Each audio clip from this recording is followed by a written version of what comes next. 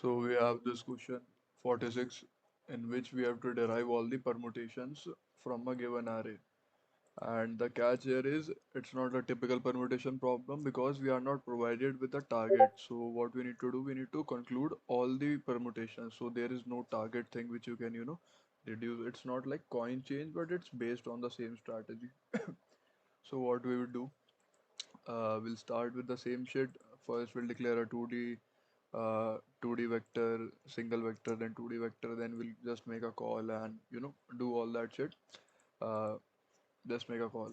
So second thing, which we'll do, write a base case of our recursion. The base case would be if the size of our this thing, a single array. Like, why do I need to explain this in every video?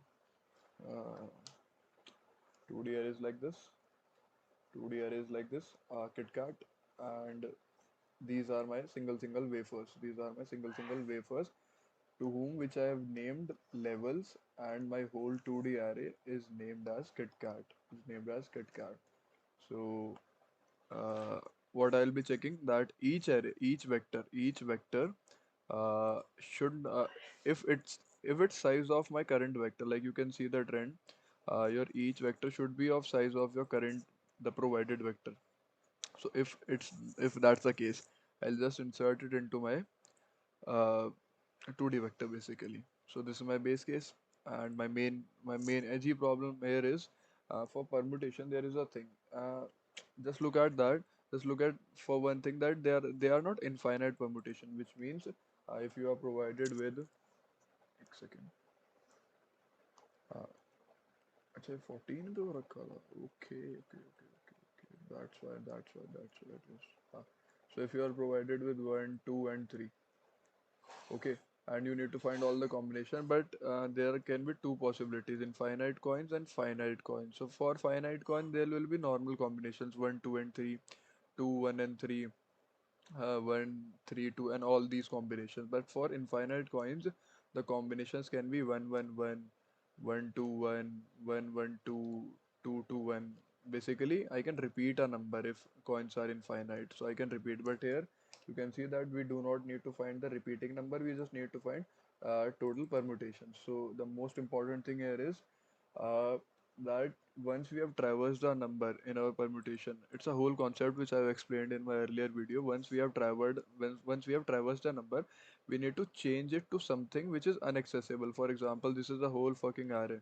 This is a whole huge array, and in this you are traveling. So once you have passed this number in your recursion tree, you need to make this thing something so that you cannot access it again. Why? Because then if you can access it again, then it will be a repeating infinite problem. Like if you can access this one again, you'll eventually create this now, or this something.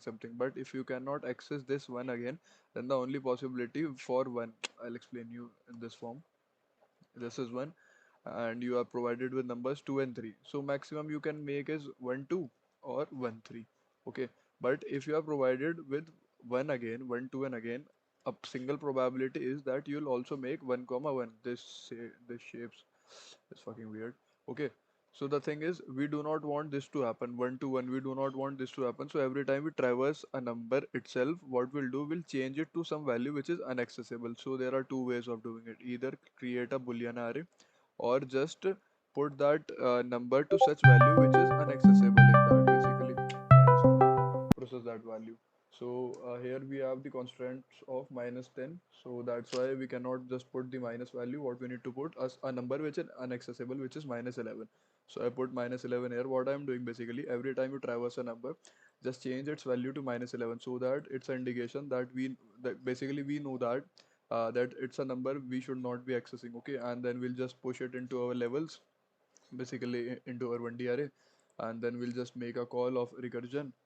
After that, what we'll be doing, we'll just after the recursion is over, we'll make the value again back to normal. So for example, there was a value, there was a value of 30. So once we have traversed it, what we'll do, we'll make it to -11, and once our recursion is complete, our loop is complete, we'll make it back to 30. So in this way, will be preventing our numbers to get repeated.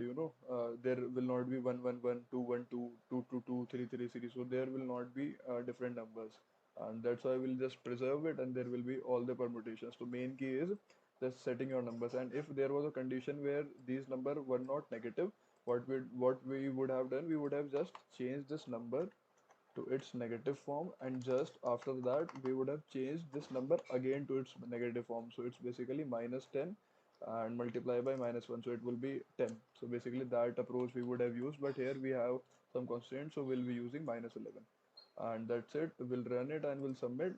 It's a better way because in solution they have provided us with some formula, with some weird formula of swapping, and doing something something which totally went off my mind.